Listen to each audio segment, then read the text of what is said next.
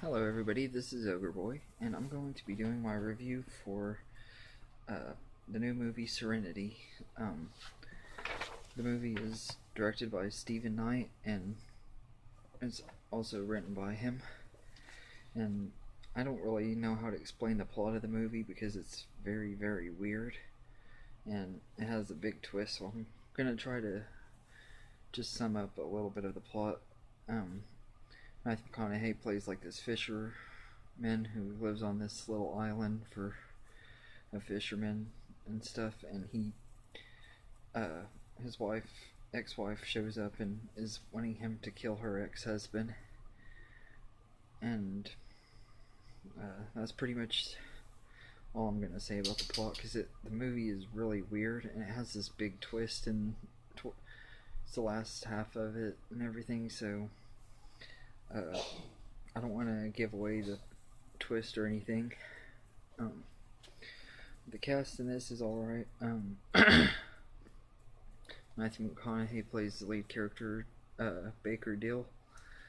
Anne Hathaway plays his ex-wife Karen, and her new husband's played by Jason Clarke. Both of them are alright. Jijimon Uso. I probably butchered his name. I've never been able to pronounce his name, but he's a really good actor. He was in Blood Diamond, and he's been in some other good movies, Push and Guardians of the Galaxy. But he's in this. He's really good in it.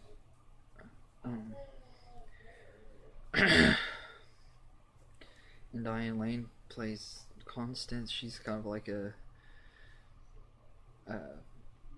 she kind of like pays Matthew McConaughey for sex, I guess. It's really weird. Her character doesn't have that much to do with the story, and she really doesn't even need to be in it. You take her out of it, and they're changed nothing at all. And then Jeremy Strong plays this businessman who's trying to have a meeting with Matthew McConaughey. His name is Reed Miller. Like I said, this movie is really weird. There's a lot of weird stuff that happens in the last act of the movie that doesn't fully make sense.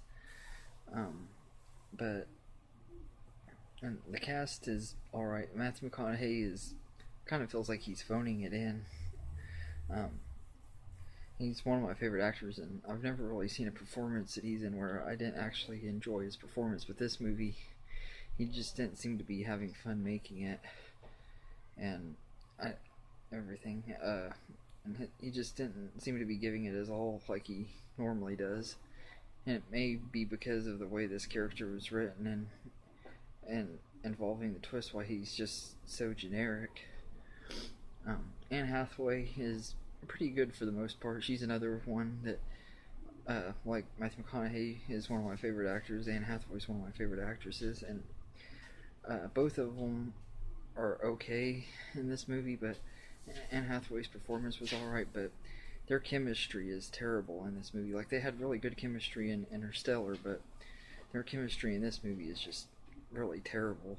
And I don't know if it's just because the movie wasn't extremely great, or if it's just, or what it was, but I couldn't, they weren't really believable together, and they had this really forced, weird love scene that didn't fully make sense, and everything. Like I said, this movie just doesn't make a lot of sense and everything. But the rest of the cast is really good.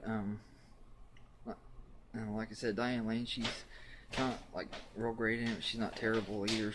But she just doesn't really have much to do.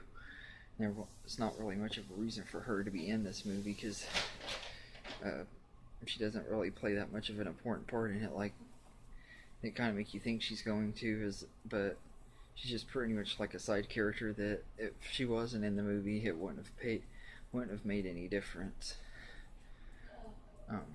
And her character has a son. I can't remember the actor's name that plays him, and he's also like her. Has nothing really. He's in there for a few minutes in the third act and has nothing really to do with the story. Take him out, that would have been it would have just been the same movie.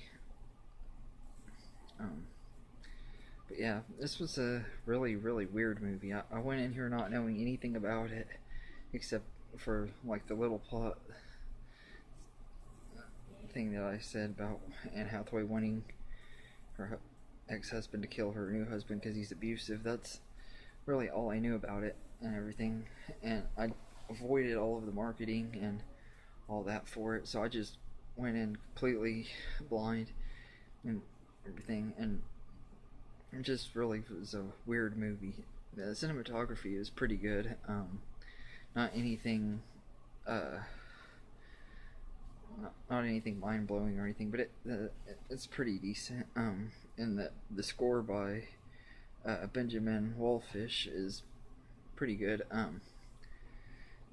Not extremely great, but it was good enough for this movie and everything. This movie kind of felt like it kind of deserved to be a Lifetime movie instead of a theatrical movie in some ways. And I think it probably would have been a better one to wait and rent at the Redbox or something, but instead of seeing in the theater. But I hadn't seen a movie with Anne Hathaway in a really long time because I haven't seen Ocean's 8 yet, and the last movie that she was in that I saw, I think, might have been the sequel to Alice in Wonderland, which was also not extremely great, but this movie was okay. It could have been a lot better.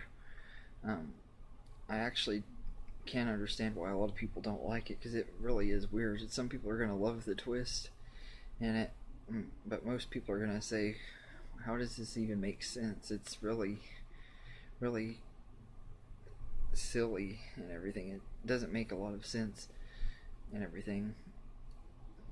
But and the way it's edited is kind of weird too, because it like just jumps from scene to scene really weirdly, and it doesn't really have a specific genre. It's trying to be a romantic movie, a thriller, and a sci-fi, and it's just really weird.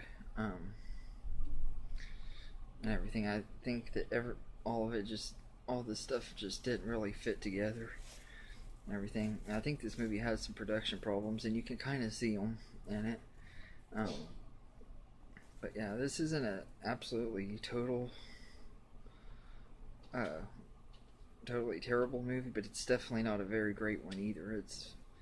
It is maybe a good for a rental or something. I don't know that it's going to be very rewatchable. And it could be one that I end up enjoying more on a rewatch, but I'd probably say I give it a 6.5 out of 10. And everything. Also, another thing I didn't like about the movie that I thought was really weird, like on the poster at the movie theater, Anne Hathaway has dark brown hair, but in the movie her hair is almost like a yellowish blonde. It really makes no sense. It's like they weren't even trying to make her look like she does in the movie on the poster. It's like the studio just really didn't want to put much effort into this movie and everything. And I think they really didn't expect much out of it because I think the marketing was really, really low on it. I never saw any trailers for it at the theaters or anything. So, but yeah. Anyway, that was my review for Serenity. I think it was an alright movie. It was the first movie of 2019 that I've seen so far that's from this year, and it was just an okay movie. It could have been a lot better. Hopefully we'll have a whole lot of better movies out this year. I'm thinking about maybe going to see Escape Room tomorrow. I don't know if that'll be much better, but I'm not sure yet if I'm going to. But if there's any other movies you'd like me to review, or top 10 list, or movie series ranking you'd like me to do, let me know in the comments, and I'll get to them as quick as I can. And I hope you enjoyed this review, and thank you, and have a good day.